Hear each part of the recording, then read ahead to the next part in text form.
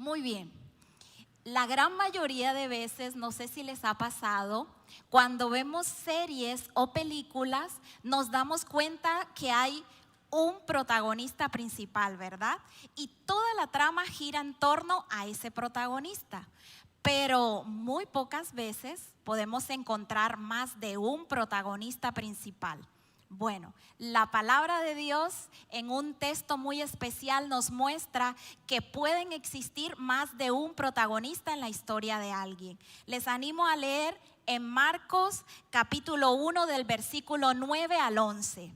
Abran sus Biblias, aquellos que las han traído, enciéndanla, los que la tienen en sus celulares, porque vamos a leer la palabra de Dios y va a ser la misma palabra de Dios la que nos va a indicar y vamos a aprender en ella. A continuación vamos a conocer 3 personajes que fueron protagonistas en una misma historia. Vamos a leer el versículo 9 juntos. Dice: aconteció en aquellos días que Jesús vino de Nazaret de Galilea y fue bautizado por Juan en el Jordán. Muy bien, ya lo leímos todo y una de las tantas cosas que a mí me gusta hacer es preguntarle al texto. Así que yo voy a hacer unas preguntas y ustedes ahí donde están van a dar respuesta. Dice: ¿quién vino de Nazaret a Galilea? Muy bien.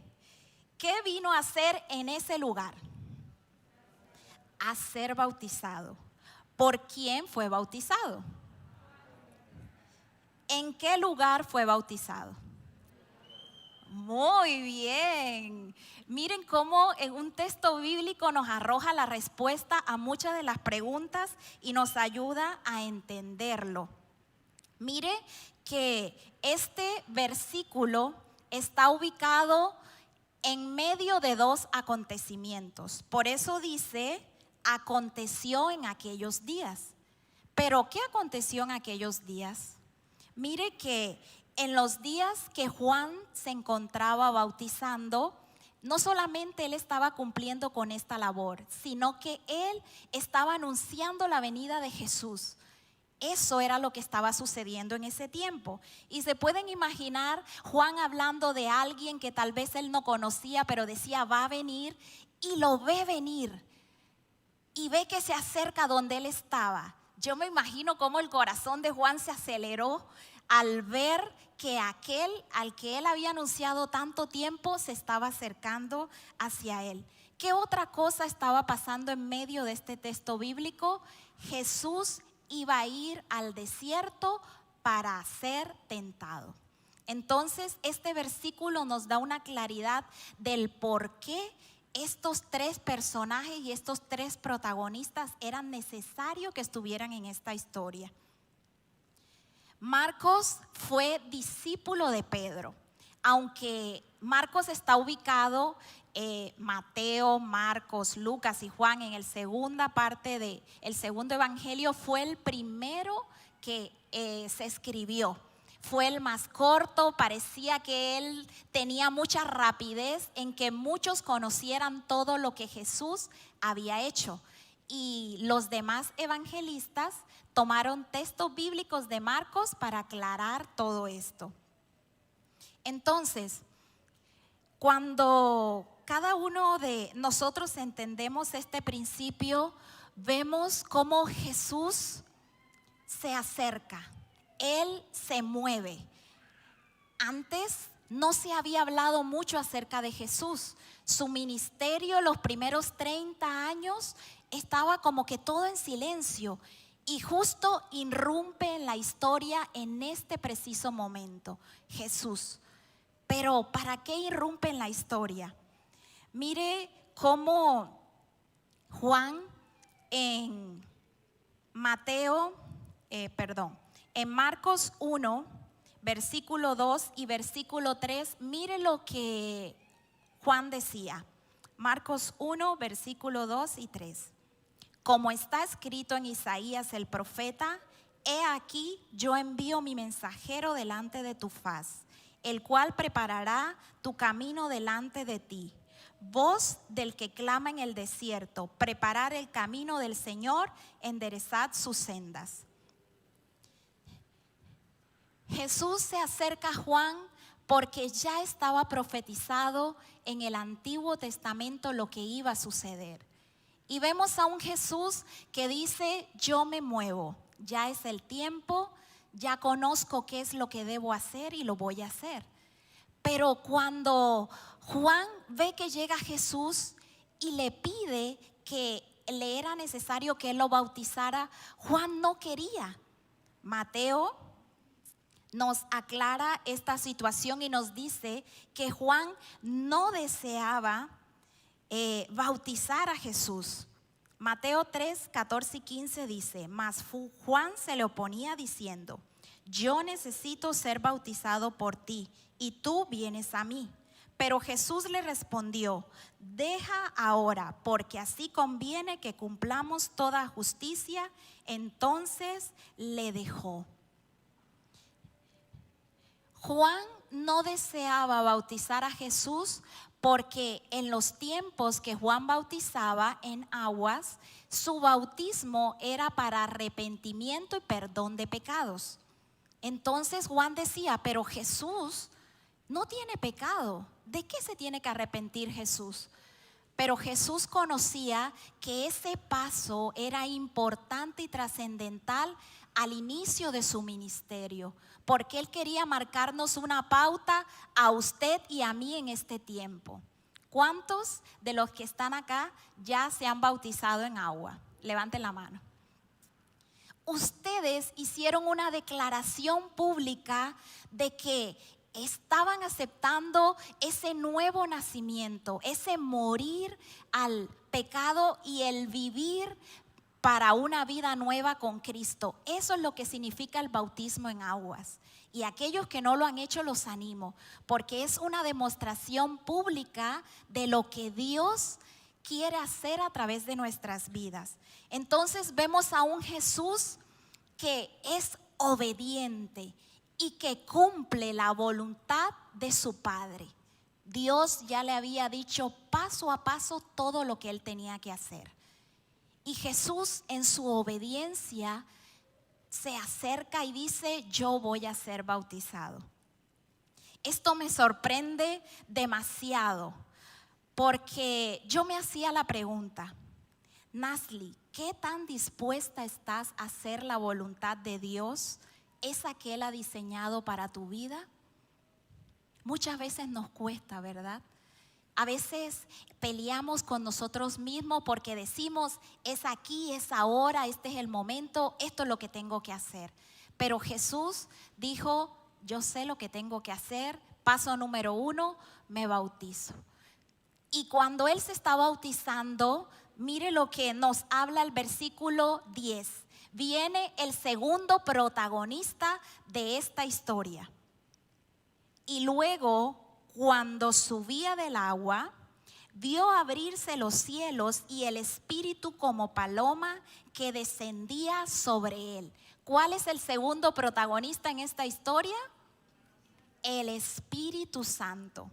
Me encantó la Biblia, palabra de Dios para todo, porque dice que cuando Jesús vino, el cielo se rasgó. Ustedes se pueden imaginar, no solo se abrió, sino fue algo como abrupto. Yo me imagino cuando se rompe algo, el sonido que hace, y se abre el cielo. Y cuando se abre el cielo, todos miran arriba y ven esa forma de paloma que desciende sobre Jesús. Hacía más de 400 años que no había palabra de Dios, que no había una manifestación clara de Dios. Y viene Jesús, se bautiza, el cielo se abre y la gente queda impresionada y dice: ¿qué es esto? ¿Qué es lo que está pasando? Esto no es normal, algo está sucediendo. Y cuando el Espíritu Santo viene sobre Jesús, lo unge y lo asocia, hace una comparación, por eso dice como paloma, porque toma las características de la paloma: mansedumbre, humildad. Eso era lo que Jesús estaba reflejando en ese momento. Era necesario que Jesús fuese bautizado no solo en agua, sino con el Espíritu Santo. Era necesario que el Espíritu Santo irrumpiera, que se hiciera presente en ese momento.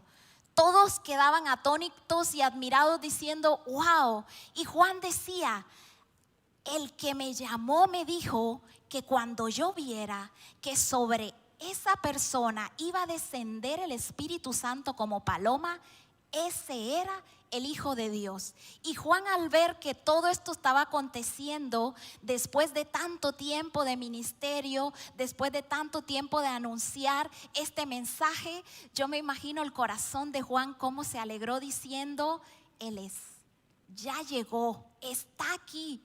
Qué alegría, ¿verdad? Entonces, es importante que nosotros podamos entender que en el Antiguo Testamento el Espíritu Santo venía en momentos específicos sobre una persona. Él llegaba y se iba. Un ejemplo en la vida de Saúl, llegó y se fue. O sea, entonces, dice que venía sobre ellos, los vestía, se derramaba y eran llenos, pero en un momento específico, y después se iba. Si la persona pecaba, el Espíritu Santo se iba. Por eso David, cuando pecó, decía, Señor, no quites de mí tu Santo Espíritu. Pero cuando el Espíritu Santo desciende en este momento, marca un antes y un después, porque Él llenó por completo la vida de Jesús y no se fue más.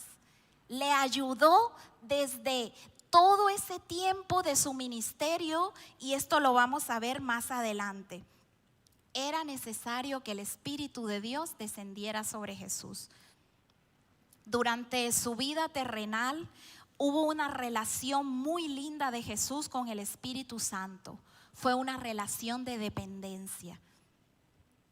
Esta relación se logró para que se cumpliera la misión, que era ser ungido para ser testigo, para proclamar una buena nueva. Él era esa buena nueva.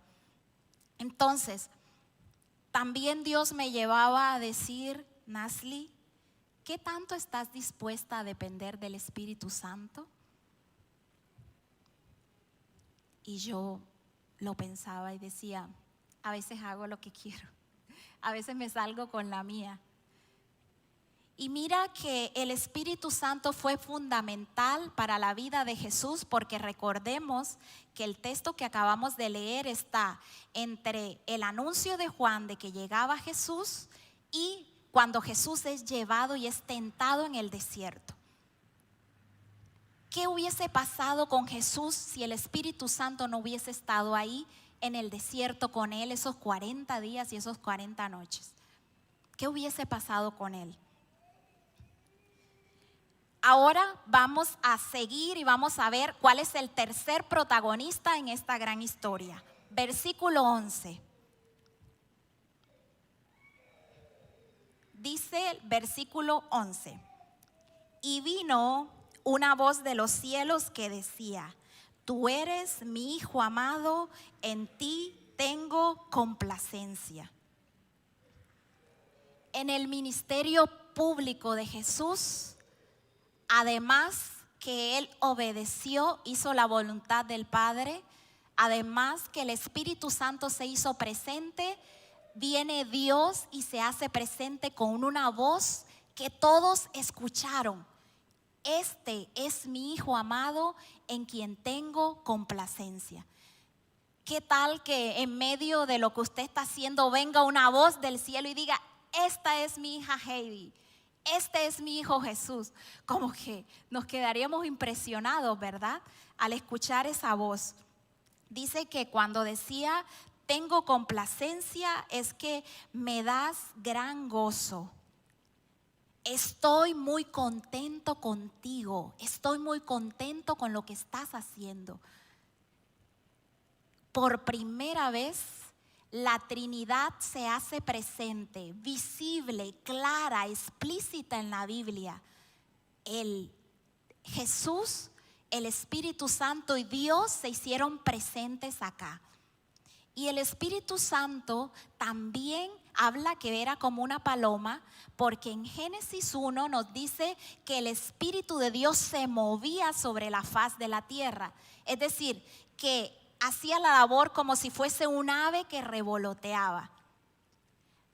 En Génesis no nos hablan directamente que Jesús estaba ahí, pero nos dice que ellos fueron creados, dice, creémoslo a imagen y semejanza nuestra. Es decir, que Jesús estaba implícitamente en medio del Génesis. Pero acá vemos claramente cómo los tres se unen y trabajan en equipo para hacer y marcar la historia, marcar nuestra historia. Dios como Padre se alegra al ver la obediencia total de Jesús, al ver cómo éste cumplía su voluntad. La misma voz que lo aprobó en ese momento fue la misma voz que se aparece cuando Jesús lleva a Pedro, Jacobo y Juan al monte y él se transforma, se transfigura. Ellos lo conocían en su naturaleza humana y él muestra su naturaleza divina. Y dice, este es mi Hijo amado, en él tengo complacencia, y añade, a él oíd. Ya Jesús estaba en los tiempos finales de su ministerio. Cuando Dios se le hace presente en este momento, le está diciendo, así como aprobé cuando te bautizaste y te dije, estoy contento con lo que estás haciendo, con tu obediencia, hoy te digo, sigue adelante, no te desanimes, a pesar de que sabes lo que viene, yo estoy contigo. Esto, al conocer cómo Dios actúa, cómo actúa Jesús, cómo actúa el Espíritu Santo, esto revoluciona mi vida de una manera extraordinaria, porque así como Jesús obedeció al ser hijo, él abrió un camino para ti, para mí, y hoy tú y yo somos hijos. Y qué bueno es que nuestro Padre nos pueda decir, este es mi Hijo amado, en él tengo complacencia, en él me gozo. ¿Cuántos padres hay aquí? Levanten la mano. Bien, le voy a hacer una pregunta a los padres. Miren bien los hijos que están acá. ¿Qué padre se alegra cuando sus hijos son obedientes? Levanten la mano, vamos a ver. Mírenlo, hijos, ellos se alegran cuando ustedes son obedientes, ¿verdad? Y justo traigo a memoria en un momento que mi madre estaba cumpliendo años y yo tenía que darle un regalo, pero como toda hija, no tenía dinero, no sabía qué darle, no sabía qué hacer. Y mi mamá, yo llego preocupada como que mami, no tengo un regalo para ti. Y ella me dice, lo único que yo quiero que hagas es que seas obediente. Y yo dije, bien, me salió barato el regalo, ya no tengo que gastar dinero. Pero en la medida que pasaban los días, me daba cuenta lo difícil que era serle obediente. Y me acordaba, ella me dijo que el mejor regalo era que yo fuera obediente. Bueno, vamos a ser obedientes. De la misma manera, Dios se alegra cuando tú y yo le somos obedientes. Somos obedientes a su palabra, somos obedientes a su voluntad. Entonces, vemos cómo estos tres personajes son protagonistas en una historia. Y tú dirás, ¿qué historia es? Es tu historia, es mi historia. Es nuestra historia de redención, es nuestra historia de salvación. Ellos dijeron, necesitamos hacer algo porque yo necesito volver a ganar el corazón de mi hijo. Él se hace presente en nuestra historia. ¿Será que tú y yo le decimos, necesito tu ayuda? Él puede estar ahí, pero si tú no le pides que sea parte de tu historia, que la cambie, que la transforme, que haga algo nuevo, Él no lo va a hacer. Miren lo que pasa. Vamos a hacer una pequeña demostración acá y ustedes me van a decir si tengo o no tengo la razón con esto. Ahí está ese parlante. Resulta que yo quiero levantar ese parlante. Yo sola puedo. Si yo quiero, me lo pongo atrás en la espalda, pero al día siguiente quedo ahí sin fuerza, sin espalda y sin nada. Pero si yo pido ayuda, yo le digo, bueno, no puedo, necesito ayuda, la voy a pedir. Le digo, Álvaro, por favor, con tus fuertes músculos, ven y ayúdame.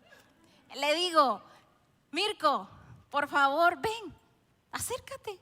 Le digo, Diego, ayúdame, necesito moverlo. Ellos se acercan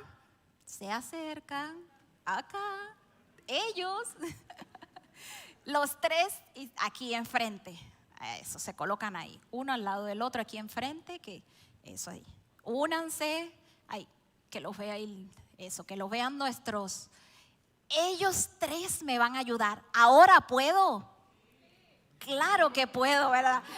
Ay, estos muchachos no se tienen confianza, ¿ah? Digan que sí, sí podemos. Muy bien. Esto mismo, ellos van a ser las personas que me van a ayudar. Cuando tú aceptas a Dios como tu Padre y le dices, tú eres mi Padre, yo te necesito, Él viene, pero tú le tienes que decir. Cuando tú aceptas a Dios, estás aceptando a Jesús, porque Jesús dice que es Dios hecho hombre. Ahí está Jesús. Y tú aceptas en el momento que dice, Señor, yo quiero que entres a mi corazón, te acepto como mi único y suficiente Salvador. Estás aceptando la ayuda de Jesús. Estás aceptando el regalo que Él te dio en la cruz. No fue barato el costo, Él lo tuvo que pagar en la cruz, Jesús. Pero Jesús se fue y dijo, no los voy a dejar solo. Ustedes son mis hermanitos menores. Voy a dejar ¿a quién? El Espíritu Santo. Y aquí está el Espíritu Santo diciendo, yo estoy en ustedes y estoy con ustedes porque los voy a guiar. Pero yo decidí pedir su ayuda. Muchas gracias.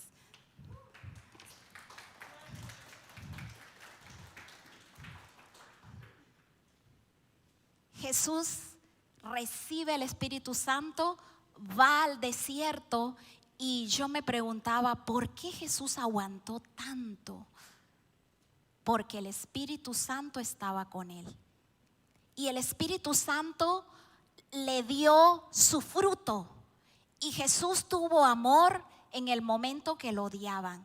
Y Jesús tuvo gozo en el momento más difícil de su vida. Y Jesús tuvo dominio propio cuando estaba en medio de la tentación. Pero no solo el Espíritu Santo le dio el fruto, le dio dones, le dio regalos. Por eso Jesús cuando iba y hacía milagros era porque el regalo de Dios que estaba en Jesús a través de su Espíritu le permitía que Él hiciera milagros. Le permitía que Él sanara, le permitía que Él profetizara, le permitía que Él tuviera discernimiento de espíritu. Cuando otros hablaban y Él decía, ¿qué es lo que están diciendo? Y como que ellos impresionados, me leyó los pensamientos. Porque el Espíritu Santo llegó con regalos para Jesús porque los necesitaba en su ministerio. Es ese mismo Espíritu que tiene regalos para ti. Pero es necesario que los conozcas y los actives, que actives el fruto del Espíritu que está en Gálatas. Amor, gozo, paz, paciencia, benignidad, fe, bondad, mansedumbre, templanza. Que conozcas los dones. Tú también puedes hacer milagros. Dios te puede utilizar con el don de fe, con el don de discernimiento de espíritu, con palabra de ciencia, de sabiduría. Porque ese mismo Espíritu que estuvo en Jesús está contigo, se quedó contigo, está dentro de ti, pero está en ti avivarlo todos los días. Y todos esos regalos son para el crecimiento del cuerpo de Cristo, la iglesia, para que los coloques acá en práctica, para que puedas aportar al crecimiento de la obra del Señor. Estos tres protagonistas quieren hacer parte de tu historia, de mi historia. los vamos a dejar actuar. Pónganse en pie, vamos a orar.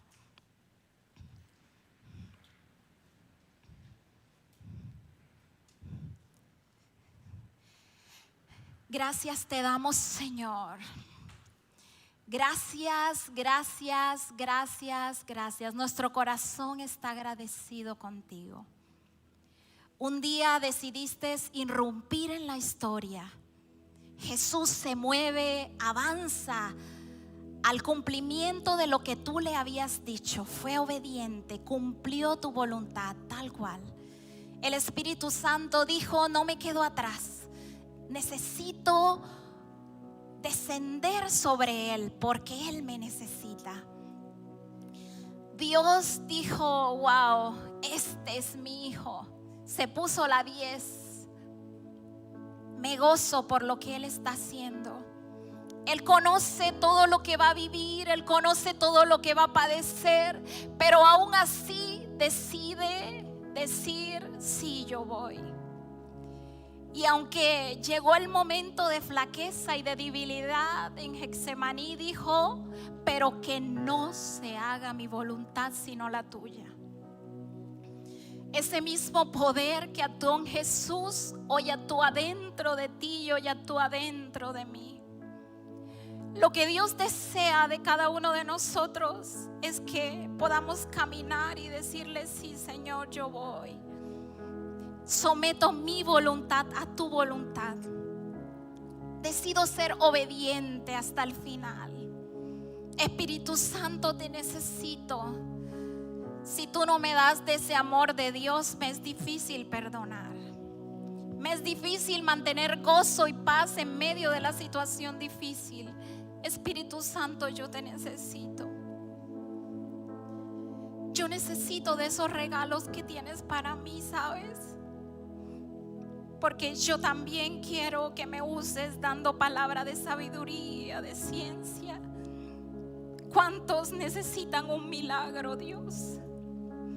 Y yo quiero ser tus manos, yo quiero ser tus pies, yo quiero ir, yo quiero ser parte del crecimiento de tu iglesia.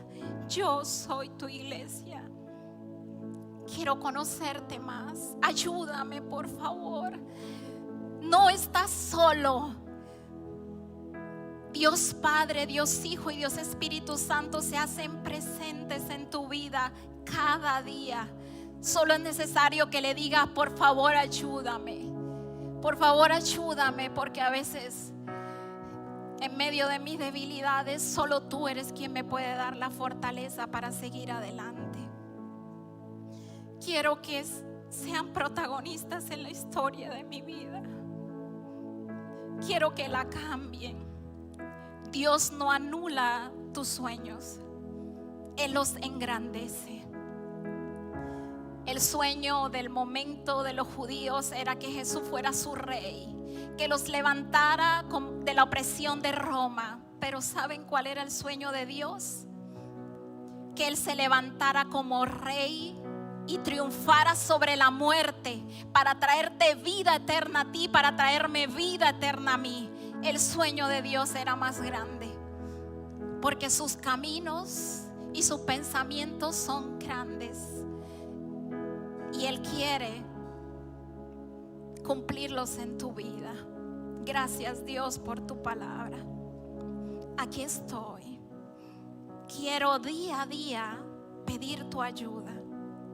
Quiero día a día permitirte que te hagas presente, porque te necesito. Invade todo mi ser. Espíritu Santo, avívate en mi vida. Quiero recibir el bautismo de tu Espíritu. Quiero que el fruto de tu Espíritu esté en cada lugar donde esté, en medio de mi trabajo, en mi casa, que me acompañe. Quiero que los dones de tu Espíritu se unan para que yo pueda ser tus manos y tus pies, Señor. Gracias por ese regalo tan maravilloso. Gracias porque estoy acá. Gracias porque pertenezco a esta gran familia. Si tal vez es primera vez que escuchas este mensaje y dices: yo quiero recibirte, Jesús, en mi corazón, repite esta oración conmigo. Señor Jesús, reconozco que soy pecador, te acepto como mi único y suficiente Salvador. Escribe mi nombre en el libro de la vida. Quiero que sean el protagonista en mi nueva historia. Gracias por cada vida. Nos unimos como iglesia para pedir por la vida de Oriana. Ella tiene 3 meses, necesita una intervención en su corazón. Gracias, Dios, porque cada uno de los hermanos se unió para apoyar en este hospital, para dar estas ofrendas. Y hoy hay alguien que se ha acercado y ha dicho: yo necesito un milagro. Nosotros creemos en tu milagro, Señor. Bendecimos la vida de Oriana. Actúa como solo tú puedes hacerlo. Glorifícate, Señor. Gracias te doy. En el nombre tuyo, amén. Dios les bendiga.